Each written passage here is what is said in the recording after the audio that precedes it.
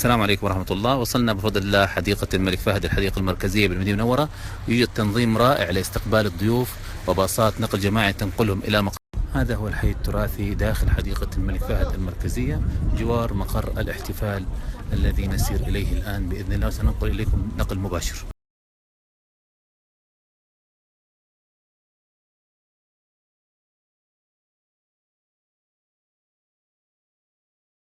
بفضل الله تم الجلوس في مكان جيد ومميز في التصوير حتى نغطي الاحتفالية إن شاء الله بشكل جميل ومميز بإذن الله.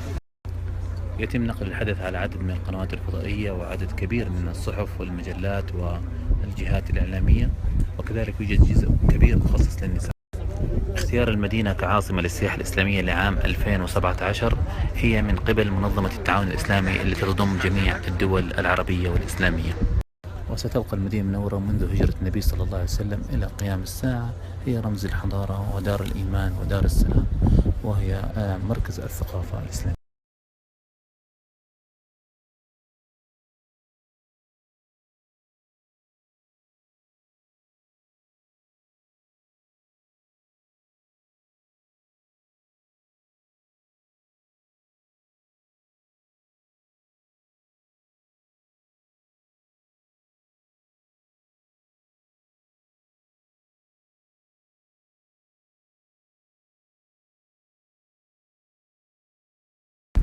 بعد قليل بإذن الله وصول راعي الاحتفال صاحب السمو الملك الأمير سلطان بن سلمان رئيس الهيئة العامة للسياحة والتراث الوطني وسمو أمير منطقة المدينة المنورة.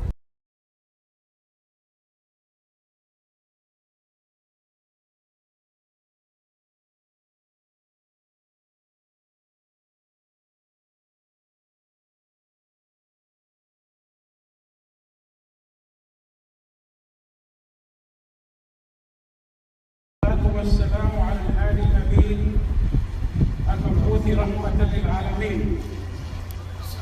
كما كانت طيبة طيبة الذين آمنوا اتقوا الله حق تقاته ولا تموتن إلا وأنتم.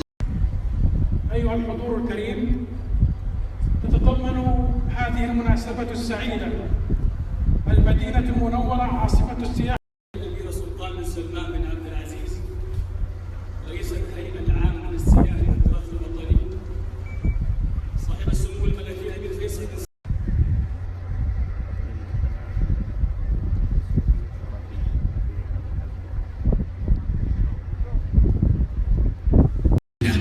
محطة سكة الحجاز، المسرح المدني بالحي التراثي، برج المياه، فعالية القرية الإسلامية، رحلة المسارات السياحية تتضمن مسار السيرة النبوية، مسار التراث الثقافي، مسار التسوق.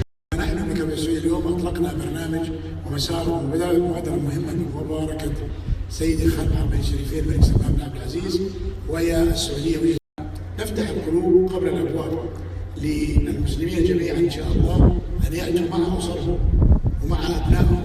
ومن أهم التحديات اليوم الزملاء للمساهمة في تغطية هذه الفعاليات وكون المدينة عاصمة للسياحة الإسلامية عام 2017.